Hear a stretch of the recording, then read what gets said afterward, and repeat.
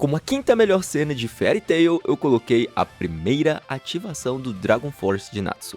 O arco da Torre do Céu é onde Fairy Tail pela primeira vez mostrou que conseguia ser mais do que entretenimento leve. Gerard havia construído a Torre do Céu com um único objetivo: ressuscitar Zeref usando o Ethereal, uma energia mágica pura de escala catastrófica. Natsu havia chegado para salvar Erza e a luta estava completamente perdida, porque Gerard era muito poderoso. E então o Ethereal disparou, e a torre inteira absorveu a energia. E Natsu, que estava dentro dela, comeu o Ethereal. O que acontece a seguir é um dos momentos de transformação mais emocionantes que Fairy Tail tem. As escamas surgirem no rosto de Natsu, a aura dele mudando, e aquela trilha sonora entrando com uma precisão que faz arrepiar até a espinha. Bom, esse é o Dragon Force, o verdadeiro potencial de um Dragon Slayer manifestado pela primeira vez. E o soco final que atravessa a Torre do Céu é um dos frames mais icônicos de toda a animação de Fairy Tail. Não apenas porque é visualmente impactante, mas porque foi a primeira vez que o fandom entendeu o que Natsu poderia fazer. E antes de eu falar qual é a quinta pior, eu gostaria de pedir que você desse um like e se inscreva-se no canal, porque conteúdos como esse aparecem aqui toda semana, e você não pode perder essa. Além disso, estaremos nesse domingo fazendo uma live aqui no canal para trocar uma ideia com vocês e reagir a alguns vídeos, ou talvez algum episódio de anime, ou o que o chat decidir no dia também. Isso aí a gente vai ver na hora. Mas claro, eu espero a participação de vocês para que a gente possa ter aquela interação bacana no chat, beleza?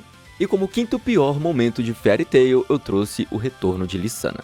Calma, galera, eu não tô dizendo que a cena do retorno é ruim, tá bom? A cena é boa, a cena é linda, mas eu vou explicar direitinho pra você poder entender melhor, viu? A Lissana, ela havia morrido antes dos eventos principais de Fairy Tail, e isso gerou um trauma que havia moldado 3 personagens de formas distintas. Natsu havia crescido com Lissana, a relação entre os dois havia sido cortada abruptamente, e essa perda havia dado a Natsu uma profundidade emocional que o personagem raramente demonstrava de outras formas. Mira havia perdido sua irmã, e o peso desse luto havia transformado a personagem, de Mira, a agressiva e combativa da infância, para uma figura mais contida, mais presente com os outros, e mais consciente de quantas pessoas importam. E Elfman havia carregado a culpa de não ter conseguido salvar Lissana, um trauma que havia moldado cada escolha que o personagem havia feito desde então. 3 arcos distintos e emocionalmente bem construídos. E então, o arco de Edolas revelou que Lissana nunca havia morrido, mas sim havia sido transportada para Edolas, um mundo paralelo onde havia vivido com as versões alternativas de Natsu, Mira e Elfman. E aqui a gente entra no ponto. O problema não é a Lissana ter voltado, mas o problema é que o retorno apagou a importância da personagem. Porque depois do retorno, a Lissana se tornou uma figura de fundo, presente, mas sem função narrativa importante, o que confirma que a morte havia sido mais útil como catalisador de desenvolvimento dos personagens do que ela em vida. Porque foi um personagem que o roteiro simplesmente não trabalhou e não permitiu com que o Elfman, a Mira-Jane, mostrasse mais dos seus personagens e esse arco de superação do trauma após descobrir o retorno da sua irmã. Não teve um trabalho, simplesmente aconteceu. Teria sido mais honesto com os personagens se ela tivesse continuado morta, não é isso que eu estou apoiando, longe de mim, mas para a construção dos personagens haveria uma profundidade maior. E sim, galera, eu vou mostrando na lista do quinto melhor e o quinto pior, tá? E aí a gente vai indo, quarto melhor, quarto pior, pipipipopopó, vocês me entenderam, vamos lá. E voltando para as melhores cenas, a quarta melhor cena de Fairy Tail é a Erza versus os 100 monstros. Vamos dar ênfase que os grandes jogos mágicos foi um arco muito bom, né? Nossa, só tinha cena boa, gente. Que arco, meus amigos. Os grandes jogos mágicos são o arco de redenção da guilda Fairy Tail. Depois de 7 anos desaparecida e presumida como morta pela maior parte do mundo mágico, a guilda retorna para um reino de Fiore que havia se movido em frente. Fairy Tail havia caído na classificação, outras guildas haviam crescido e o torneio que deveria ser a demonstração do poder da guilda havia começado com derrotas humilhantes. E o evento Pandemônio chegou como uma oportunidade de mostrar o potencial da Fairy Tail. Cada mago escolheria quantos monstros enfrentaria, de 1 a 100, dentro de uma estrutura de combate onde o número de monstros determinava os pontos ganhos. A lógica esperada era que cada representante escolheria um número razoável, calculando risco versus recompensa. E Erza se aproximou do árbitro e escolheu todos os 100. A mulher é braba, velho, não tem como. E o que acontece dentro do Pandemônio é incrível. Quando as portas se abrem, Erza emerge, ensanguentada, com a armadura destruída e com a exaustão visível em cada movimento e vitoriosa. Os 100 monstros estavam no chão e o placar de Fairy Tail salta do 0 para o topo em um único evento. E a reação das outras guildas, que haviam tratado o retorno de Fairy Tail como irrelevante, muda completamente a partir desse momento. E o momento que a Erza levanta a espada e o número 100 aparece no placar é um dos hypes máximos que Fairy Tail já produziu, não tem como, sem condições. E em contraponto temos a quarta pior cena, que é a Erza destruindo um meteoro com os ossos quebrados. Olha aí, velho, como que é a vida, né? Olha a Erza aí aparecendo de novo. Mas o que que difere da melhor pra pior, né? Vamos descobrir aqui agora. Então, gente, existe uma frase dentro do próprio anime que cria um problema meio complicado. Aquele rolê de por que ela é a Erza, entendeu? Dito por personagens dentro da obra como uma explicação para que a Erza consegue fazer, porque ela é muito poderosa, etc, etc. E também durante a maior parte da série, o fandom aceita isso com o mesmo afeto. A exemplo, a cena anterior que foi muito boa, porque é uma cena que é até crível, porque é a Erza. Porém, no arco de Alvarez, isso chegou num ponto muito exagerado, onde não havia como passar pano realmente. A luta contra Irene foi brutal. Irene é uma das vilãs mais poderosas do arco final, com uma escala de poder que a série havia estabelecido como genuinamente ameaçadora. E essa chegou àquele combate em condições de que a obra havia mostrado claramente que quase todos os ossos de seu corpo estavam quebrados, e com a capacidade de combate funcionando apenas parcialmente. Com isso, Irene invoca um meteoro colossal, uma rocha de escala que dentro da lógica do mundo de Fairy Tail deveria ser incontornável nas condições em que Erza se encontrava. E Erza se lança ao céu, com uma mão, e destrói o meteoro com um único golpe de espada. E aqui a gente encontra esse problema. Não é que a Erza não seja forte demais como arco. Não, tá tudo bem, é crível isso. A cena anterior que eu comentei agora é um exemplo perfeito como pode funcionar bem. Mas a obra havia passado aquele arco inteiro estabelecendo que as condições de Erza estavam deficitárias, entende? Ele havia comunicado que o combate estava custando algo real e isso tinha peso. E então ele simplesmente apagou esse custo com um momento de hype que funcionaria perfeitamente em um contexto diferente. Mas no momento onde as limitações físicas de Erza naquele momento haviam sido tão explicitadas, não tem como a gente crer que aquilo era possível se a gente não tirar a nossa suspensão de descrença. O resultado é uma cena que deveria ser catártica, mas que a gente sente como uma trapaça, porque o impacto emocional de Erza vencer naquele estado dependia de acreditar que o estado importava. E no momento que a pessoa naquele estado consegue destruir um meteoro com uma mão, a obra tirou o peso que já havia construído anteriormente. Com isso a gente passa pro terceiro melhor momento de Fairy Tail, que é o rugido final na Ilha Teirou. Essa cena, tanto no anime quanto no mangá, é incrível. Não porque havia um anúncio de encerramento de obra ou algo do tipo, mas porque a cena tinha uma energia surreal. O arco da Ilha Teirou havia sido o maior arco de Fairy Tail até aquele ponto, com revelações sobre Mavis, sobre a origem da guilda, sobre a natureza dos poderes que os membros carregavam, e no clímax, quando parecia que a vitória estava ao alcance, a Arqueologia aparece. E sim, ele não tinha um objetivo de ir ali, ele simplesmente havia chegado porque estava passando e a ilha existia. E assim, a guilda percebeu que não havia saída. E o que acontece a seguir é um dos momentos mais genuinamente bonitos de Fairy Tail. Os membros da guilda, do mais fraco ao mais forte, formam um círculo, dão as mãos, choram, sorriem e aceitam o fim juntos. Essa é a definição visual do poder da amizade de uma forma que funciona. E claro, respeitando também tudo que Fairy Tail constrói. O rugido de Arqueologia atinge a ilha, e a guilda desaparece junto com ela. A cena transmite uma sensação de conclusão tão completa que a narrativa precisou explicar que eles sobreviveram, porque o momento em si parecia suficientemente final para funcionar como encerramento da obra inteira, e isso é muito verdade. É o ápice da união da guilda ali, e provavelmente em relação a poder de amizade ou relações entre famílias, não houve nenhuma outra cena que superasse essa cena. E em contraponto a essa cena maravilhosa, temos a terceira pior cena, que é o Gray vs Câncer. Tudo bem, galera, esse aqui é um momento diferente dos outros, não tô dizendo que é horrível, mas paia, tá? Paia. O problema aqui não é ser diferente, mas porque é o momento onde Fairy Tail decidiu que o mundo precisava ver Gray competindo numa batalha de dança no estilo Step Up. Vamos lá, primeiramente o contexto. O arco dos espíritos eclipsados é meio filler, né? Parece completamente filler, não impacta tanto na história. Isso precisa ser dito claramente, porque a decisão de fazer um arco onde os espíritos celestiais se tornam rebeldes já carregava um risco de fillers longos de shounen, que é aquele rolê de existir um espaço narrativo sem muitas consequências. E Câncer, o espírito celestial das tesouras, se torna o adversário de Gray num confronto que deveria ser a versão de combate do arco filler, porque o que acontece é uma batalha de dança. Grateful Buster, o mago de gelo, o sobrevivente de um trauma de infância que havia moldado cada escolha que havia feito, competindo em coreografia contra um caranguejo humanoide com tesouras nas mãos. Mas aqui tudo bem, eu aceito, é engraçado, dá pra ser divertidinho até. Só que o problema é que ela não é aquela cena tão cômica que chega a ser marcante. Ela só é uma cena jogada em um personagem que definitivamente não é o tipo de personagem que havia construído pra fazer esse tipo de situação, e foi colocado mesmo num contexto filler pra criar esse momento não tão engraçado, mas dá pra tirar uma risadinha, que não tem significância ou relevância nenhuma, apesar de ser um arco filler dentro do arco, não tem relevância.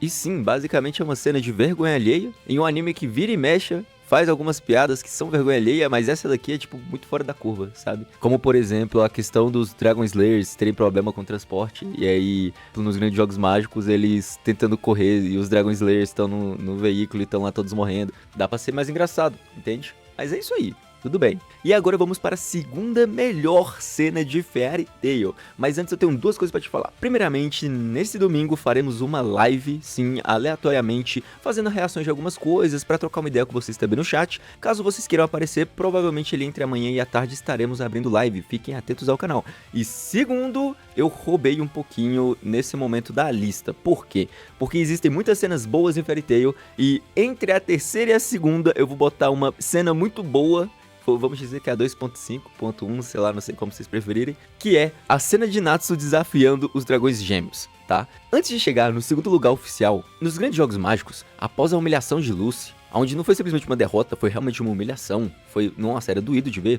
deixou a moral da Fairy Tail lá embaixo, mas todos os membros da guilda que participavam do torneio ficaram irados. E não só teve aquela cena incrível da Erza, como também teve Natsu contra os dragões gêmeos. A luta contra os dragões gêmeos tem um peso emocional incrível, além de cenas surreais, mostrando o Natsu desafiando os dois dragões gêmeos sozinho e quebrando eles na porrada. E quando eles caem pro subsolo e segue tendo aquela luta, e Natsu consegue derrotar os dois com aquela narração, o narrador é legal, tá? Não vamos falar mal daquele narrador, que aquele narrador é muito bom. Se ele narrar a Copa, eu tô agradecendo, não tem problema. É realmente um momento muito marcante da obra. O tipo de momento que Fairy Tail produz muito bem e que funciona demais pra gente como fã. Mas beleza, agora sim a gente entra no segundo melhor lugar, oficialmente, que é o sinal no Festival Fantasia. Pra quem lembra, quando a gente começa a ver Fairy Tail, começa a conhecer os personagens, aparece pra gente o neto de Makarov, Laxus, que é um dos personagens mais complexos de Fairy Tail. O neto de Makarov, Laxus, havia crescido dentro da guilda, mas nunca conseguiu pertencer da mesma forma que os outros. Ele havia construído uma distância entre si e os outros personagens que parecia proteção, mas era na verdade uma solidão disfarçada. O arco de Laxus termina com ele sendo expulso da Fairy Tail, não apenas como um vilão derrotado, mas como um membro que havia cruzado linhas que não poderiam ser cruzadas. E a expulsão era necessária e justa, e Laxus sabia disso. E então o Festival Fantasia acontece. Laxus está na multidão, não mais como um membro, mas sim como observador, e quando o desfile passa, Makarov olha para a multidão e levanta o dedo indicador para o céu. E então cada membro da guilda faz o mesmo. E esse é o sinal que Laxus havia criado quando era criança.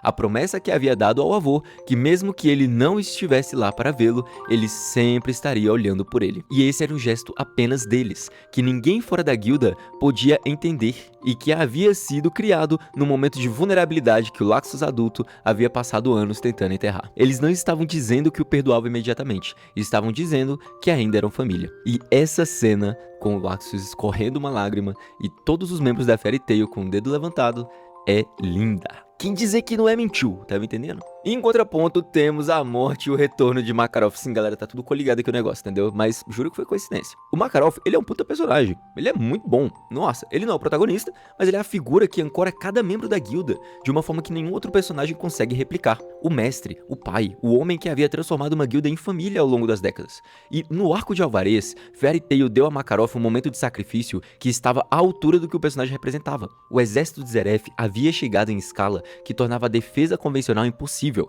e Makarov utilizou o Fairy Law, técnica que destrói aqueles que o usuário considera inimigos, com o custo de consumir a força vital do usuário proporcionalmente ao poder descarregado.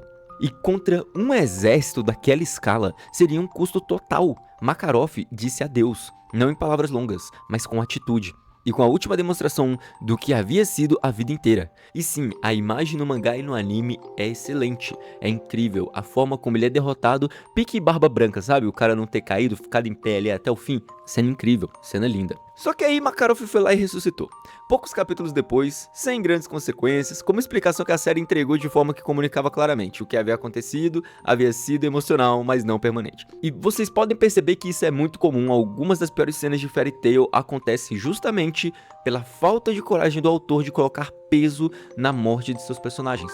Ele simplesmente não sacrifica ninguém, e isso cria uma sensação para quem assiste e acompanha de que não há peso nas lutas, porque sempre os inimigos serão derrotados e ninguém vai perder nada. E sim, esse momento de sacrifício foi extraordinário, só que a reversão em poucos capítulos sem motivo simplesmente aconteceu, transformou esse momento no segundo pior de nossa lista. Com isso, entramos na melhor e na pior cena de Fairy Tail. E se você não deu like e se inscreveu até esse momento, meu amigo, maldade, tá? Se inscreve e dá um like, irmão. O que te custa? Vamos lá, ajude a gente a crescer e chegar nos 10 mil inscritos. Eu conto com vocês demais, galera. Vambora! E para o melhor momento de Fairy Tail, a gente selecionou o sacrifício de Aquarius. Aqui é um momento muito especial e provavelmente as pessoas não imaginavam que seria esse o momento que ficaria em primeiro lugar, mas esse é um momento real de peso na trama que funciona muito bem. Aquarius era mais do que uma invocação. Ela era a figura mais próxima de uma mãe que Lucy havia tido depois da morte de sua mãe biológica. Era o espírito que havia crescido com ela e que havia estado presente nas batalhas mais importantes. E para salvar seus companheiros, as pessoas que lhe importam, Lucy precisava quebrar a chave de Aquarius. Não havia outra saída. A situação havia sido construída de forma cruel, onde não tinha solução alternativa. E Lucy quebra a chave. E a animação captura nesse momento não somente um poder mágico incrível sendo liberado, mas sim o choro de Lucy e o desespero de uma perda que ela havia escolhido, mas que não podia suportar, de forma que nenhuma escolha consciente poderia completamente preparar alguém para tal. Aquarius se despede e Lucy fica com os fragmentos da chave na mão. Esse é um dos momentos de maior maturidade do arco de Fairy Tail. Esse é o momento onde a série olhou diretamente para a câmera e disse que a amizade real, às vezes, exige perda real, e que os laços que importam são os que custam. E isso daqui funciona demais para Fairy Tail, porque não só trabalha essa questão dos laços, mas traz de forma que há peso, que há verdade, e que o custo também às vezes não torna a escolha errada. Claro, eu sei que depois ela vai atrás, consegue encontrar Aquarius de novo, etc, etc, mas isso é lá pra frente. Então tá de boa, porque aqui a cena trouxe o peso e durante esse arco teve a maturidade de sustentar os efeitos dessa escolha. E definitivamente é um primeiro lugar incontestável. E como o pior momento não poderia ser diferente, não é mesmo? Temos a derrota de Acnologia. Vamos lá, eu já falei sobre essa derrota antes, eu sei que se passa já estão até enjoados, desculpa galera, mas realmente a derrota de Acnologia pesa demais nessa obra, porque é um personagem muito bem construído e que funcionou até ser derrotado nesse final, e simplesmente o poder da amizade resolveu uma situação com o personagem mais poderoso da obra disparado. Ele não era apenas um vilão poderoso, ele era uma força da natureza, cara, e cada vez que a Acnologia aparecia, a atmosfera mudava, era realmente desesperador, o personagem tinha aura. Esse cara tinha aura, entendeu? E aí chega a hora, a Acnologia é dividida em dois, o corpo físico é contido em um navio de papel imbuído com magia de gelo e união. Detalhe, que a série entrega bem rápido essa parte, tá? Não tem lá tanto peso assim não. E a alma é derrotada dentro de uma fenda temporal por Natsu, que absorve o poder dos 7 Dragon Slayers simultaneamente. E sim, ele derrota a Acnologia com um soco. Isso aqui dói. Porém, contudo, entretanto, todavia, no vídeo que a gente postou sobre qual o pior final dos animes, onde Fairy Tail foi citado na lista, se vocês quiserem dar uma olhada no vídeo, tá bem aqui no card, viu? Confere lá. Um dos nossos inscritos que está aparecendo aí na tela, o Tsagon Deus Dragão, faz um comentário muito bem aprofundado sobre a luta com a Acnologia, explicando que o soco de Natsu foi só o último gatilho para quebrar a estabilidade entre as dimensões que eles estavam. A explicação dele é muito boa, então eu recomendo vocês darem até uma olhada lá também, mas infelizmente o anime e o mangá não conseguiu transmitir essa informação pra gente. E se é necessário que a gente tenha explicações externas, então o mangá falhou em algum ponto, entende? Então teremos que manter aqui a nossa pior cena, a luta final de Acnologia contra Natsu e os Dragon Slayers. E é isso, pessoal, eu espero que vocês tenham gostado desse vídeo, tá? Não esqueça de dar o like, se inscrever no canal e não se esquece que a gente vai abrir a live, hein? Caso vocês queiram vir trocar uma ideia com a gente e reagir a alguns vídeos, talvez memes ou até talvez animes, decidiremos na hora. Sintam-se à vontade e venham com a gente, beleza? Estaremos por aqui, será aqui mesmo no YouTube, tá? Então já ativa o sininho, qualquer coisa para não perder. E é nóis, meus queridos, abraço meus otakus e até o próximo vídeo.